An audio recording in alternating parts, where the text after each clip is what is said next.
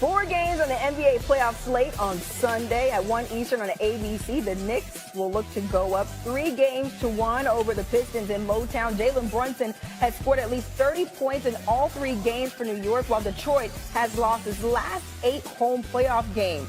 At 3:30 Eastern on ABC, the Lakers look to even their first-round series with the Timberwolves. The Lakers have not won a series in which they were down 2-1 after 3 games since 2004, the Western Conference semis against San Antonio.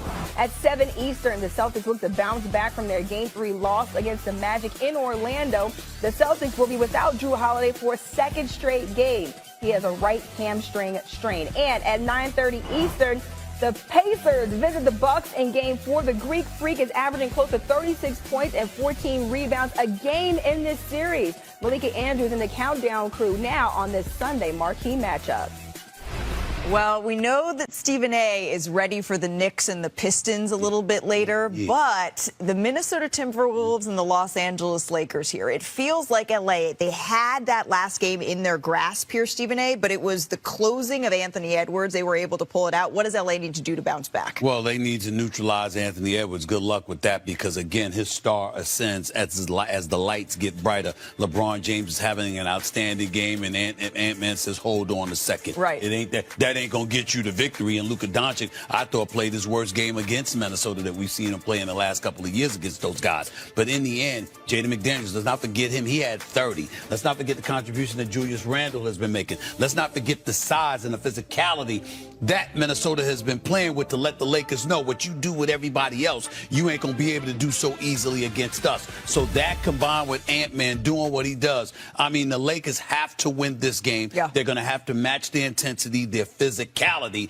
and one star on the Lakers is going to have to be bigger than Ant-Man when it counts. Right, and for Luka Doncic, certainly you're right. It was one of his poorer performances here. We know he was battling through that stomach virus. Hopefully he's gotten past that and is able to have a little bit of a better output here. I believe he will, but it needs to come from J.J. Redick, right? What adjustments he's going to make lineup-wise, because Stephen A. just talked about it, Julius Randle, Nas Reed, Rudy, punishing them in the paint. Jay McDaniels, do you add some minutes in there for Jackson Hayes, right? Like, how much is LeBron James going to be able to give you, Malika, when you think about it, especially the performance he had in Game 3? How do you follow that up? You already are setting a record for a 40-year-old in a postseason. Well, I mean, it's hard, but think about what he's having to do so much defensively.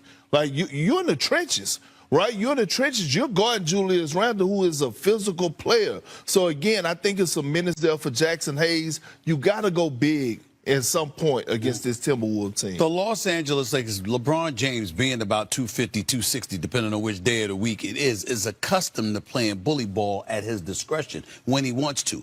Not so easy against Minnesota.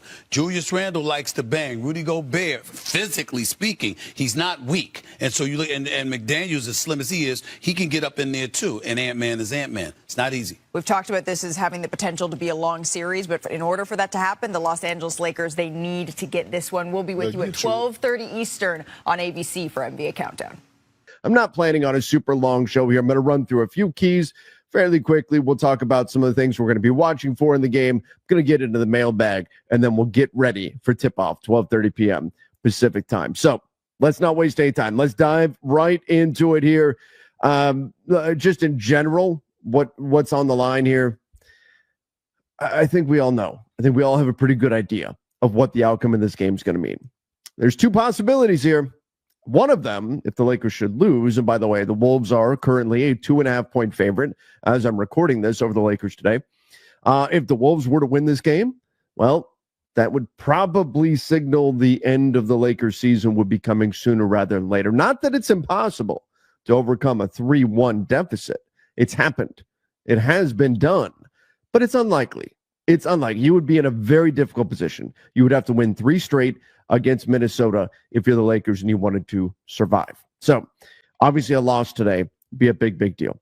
A win would also be a big deal for the opposite reason, because a win, well, that changes everything, doesn't it? Right now, the Lakers are down 2-1 in this best-of-7 series, but a win knots the series at 2 apiece, and then you also take back home court advantage. The Lakers and the Wolves would effectively embark on a new series. It would be a 3-game series remaining in games 5, 6, and 7.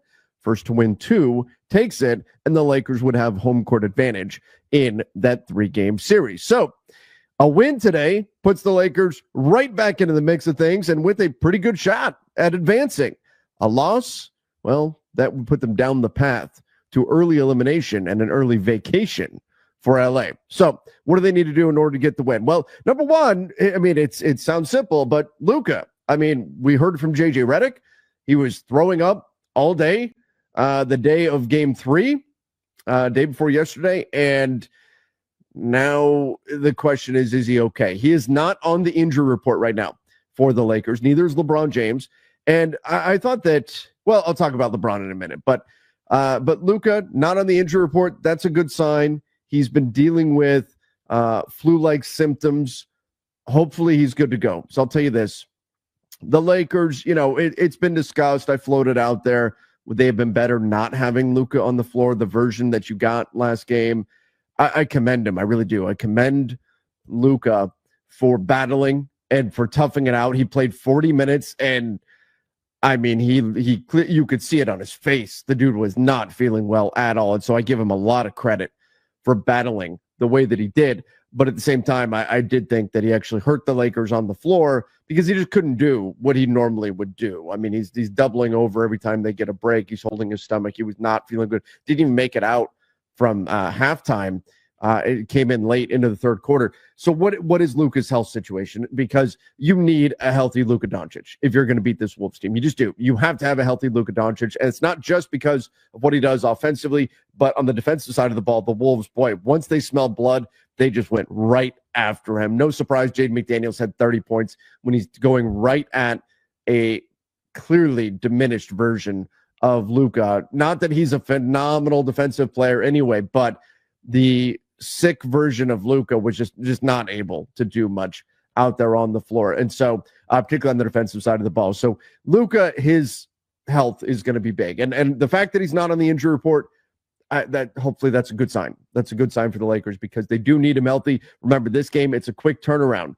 They played just 2 nights ago. They played Friday night, but this is not, there's a day off in between, but this is about as close to a back-to-back as you can get in the playoffs, right? Where the playoffs back-to-backs we don't do, but this is as close as you can get because you played late Friday night and then you get a Sunday afternoon game. So you don't even get a Sunday evening game. It's an afternoon, 12:30 p.m.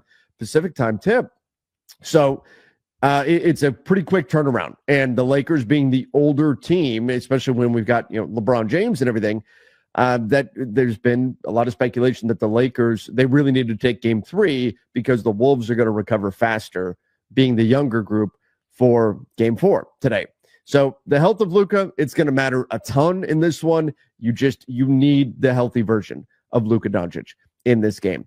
As far as LeBron goes, JJ Redick did make a comment after last game about how LeBron's injury that he was dealing with, the hip thing, whatever that was that he was dealing with, that he picked up in that game against the Houston Rockets near the end of the regular season, JJ characterized it as a 2-week injury and said, so it makes sense on the heels of LeBron's 38-point, boy, he was excellent, 38-point performance in game 3. Unfortunate that the Lakers didn't take advantage of that. But JJ mentioned that it was a 2-week injury and that game happened to be right at the 2-week mark. And so it would make sense that LeBron is suddenly starting to look better because the injury, he's finally getting to a point where he's putting it past him. Whereas in, say, game 1 of the series, he's still in the thick of things trying to recover from that injury. So hopefully you get the healthy version of Luka, and hopefully you get the healed up version of LeBron James that we saw in game 3. That's obviously going to be critical for the Lakers if they're going to get the win in this one. Now, the second thing that I think the Lakers need to do is get serious. I did a film breakdown, and I hate doing it this way. I did a film breakdown yesterday going back and looking at game 3, and my initial gut reaction for game 3 was, well, the Lakers, they gave the game away. And people want to point to the late burst. I mean, they didn't score for the final 4 minutes and 30 some odd seconds in the fourth quarter. The Wolves did, and it was tied at 103. Score was tied at 103. Final score, 116-104. Yeah, That absolutely absurd. Absolutely absurd. No excuse for that whatsoever. But beyond that, I thought the Lakers did a lot of things that were just not characteristic of a serious basketball team, not characteristic of a veteran team, which the Lakers essentially are, not characteristic of a team that, frankly, is better than what we saw, or at least should be a solid playoff team at the very least. We saw them making mistakes that, I mean, you shouldn't be making in the regular season, dribbling the ball off their foot and stepping out of bounds and all kinds of stuff, just not catching the ball and things like that. And those added up. Those really, really hurt. So the Lakers, they've got to take this game seriously. And it wasn't just the almost comical errors that they were making on the floor. It was some poor rotations defensively, some poor decisions, just not being proactive on the defensive side of the ball. I think some stuff where when they watch it back, they go, oh man, we really just kind of stood and watched, stood flat-footed, didn't make the rotations we needed to make, we missed box outs, particularly that was a problem. Closeouts were not good. They had some problems that needed to be fixed. So this is a team that very badly needs to play their best basketball. And that's perhaps the most frustrating part of this Lakers team so far in the 3-game playoff run, has been that every game, it's been something else. It's been something new that's been the problem that's prevented them from getting where they need to go. Game 1, they didn't show up ready for the playoffs. I mean, and maybe this is karma for daring to show up for game 1 and offending the basketball gods by not being prepared to play NBA basketball in the playoffs. They did not show up prepared for game 1. Game 2, they were prepared and they fought. And we have to see that in game 4. They fought in game 2. You could tell they played hard, just couldn't hit a shot. Just shots wouldn't fall. They won, but shots wouldn't fall. Game 3, shots fell. Great percentages. Tons of silly mistakes, mental errors, left and right, all over the place. When's this team going to put it together? When's this team going to put together a full game? They got to get serious. Look, it's the playoffs. It's probably a bad sign that we even have to say they have to get serious for a game, but they've got to put everything together. The Wolves are not going to beat themselves. I think that's the key here.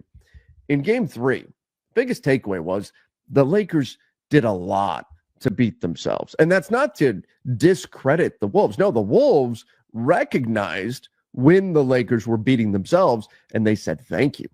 They said, we will. The Lakers opened the door, and the Wolves said, thank you. We will step right through. And that's exactly what they did. They recognized the mistakes the Lakers were making, and they capitalized on them. Obviously, some were more clear than like dribbling the ball off of your foot and things like that are more clear than others. But even missed rotations and things, the Wolves pretty consistently punished the Lakers for their mistakes. The Wolves, however, did not beat themselves. The Wolves did not make many mistakes at all. And so for the Lakers, goal number 1, get serious. Don't beat yourself. Play like a playoff caliber team. Playoff teams don't beat themselves, especially in the postseason when everybody should be focused. Everybody should be locked in. There shouldn't be comments like from Dorian Finney-Smith coming out after the game talking about they just maybe weren't really as focused as they needed to be. Okay, I'm paraphrasing. I don't recall exactly what his words were, but it was something to that effect, something along the lines of, we just weren't as locked in as we needed to be in this situation. That's not great. That's not great to be in that spot in a playoff game, right? That should never be the case in the playoffs. Guys need to take that very, very seriously. Lack of urgency. That's the phrase that he used. Having a lack of urgency in the playoffs. They got to find it. Their backs are against the wall here. If they don't have urgency for this game, if they don't have urgency today, they don't deserve to be in the playoffs. That's the bottom line, right? If they don't have it, and they may have urgency and could still lose this game. But if they don't have urgency for this game, they don't deserve to be in the playoffs. So I want to see the Lakers put it together. Get serious. Put it all together. Urgency. Paying attention to your rotations. Have a decent shooting game. And I know they can't totally control that. Guys want to make it. It's not like guys are missing shots on purpose, but they've generated some pretty good looks over the course of this series. Put it all together. Put together an offensive game, a defensive game. Put together all the pieces because, boy, game 3 was right there for the taking. Right there. It's like the Wolves were looking at the Lakers late in the game and saying, wait, you guys don't want this one? You guys don't? You're not going to take this? Oh, all right. I guess if you're not going to take it, we will. Get serious.